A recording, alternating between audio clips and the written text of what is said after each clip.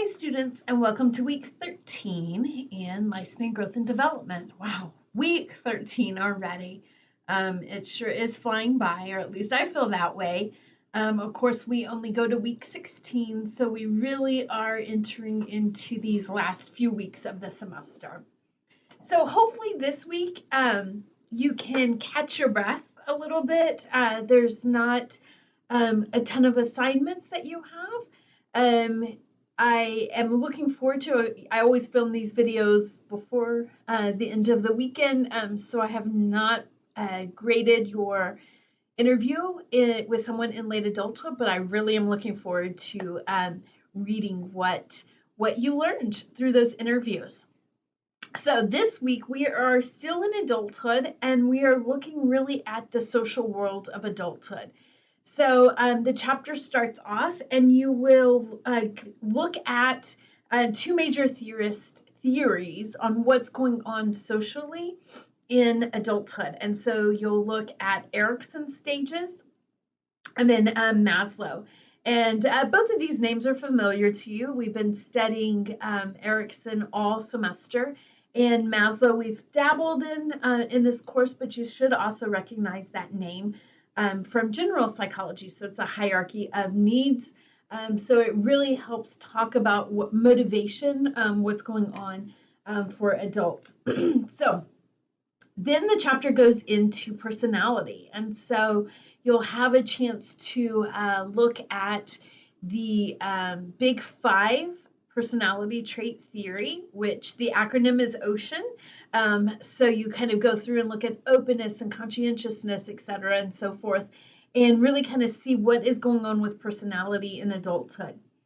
And then the second part of the chapter starts getting into, I would call, relationships. So you'll first take a look at intimacy, which is just connection with others. Intimacy can be with friends, it can be with family members. I think in popular language, we think of intimacy as sex. But in psychology, when we talk about intimacy, we're really talking about a closeness with another person. So you'll have a chance to explore different types of relationships in adulthood.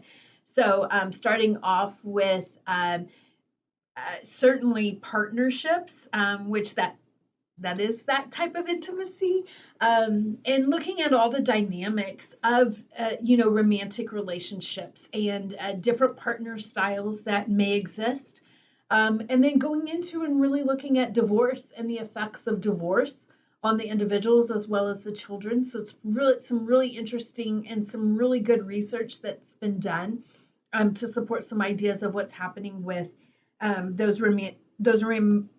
I cannot talk today, romantic partnerships ending through divorce or separation. And then what about remarriage? What complexities does that throw in there? So it takes a nice journey through those types of relationships. And then it goes into talking about friendships that exist in adulthood and how those might look different than when we were in adolescence, or certainly young adulthood, and how we're kind of settling into those friendships, and how our friends take a different role in our life. Remember how we've already talked about in adolescence what impact our friendships have on us. And then we kind of lose, or most people lose the friendships as we go through late adolescence and emerging adulthood and early adulthood. But once we get to adulthood, we see that friend group, though it may be different than the friends you had as adolescents, starts becoming very, very important again in holding a place there. And then, of course, looking at family bonds.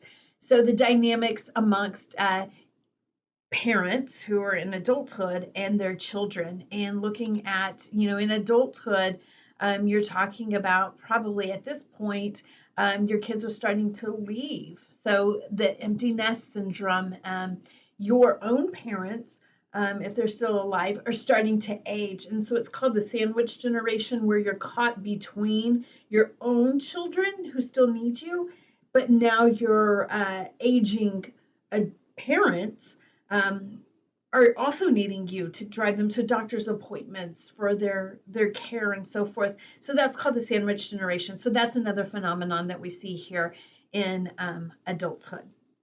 So I find this chapter really interesting, probably because I'm in adulthood and I can relate to a lot of these topics. You may be there too. You may be too young and not there yet, but it's nice to know what psychology has to say about this coming stage of life for you. So enjoy. As always, reach out if you have any questions. And your assignment for this week is to read chapter 13 and take chapter 13 quiz. And then next week, for week 14, we'll be moving into late adulthood. Have a great week, everybody. Hang in there. We're almost done. Take care, everybody.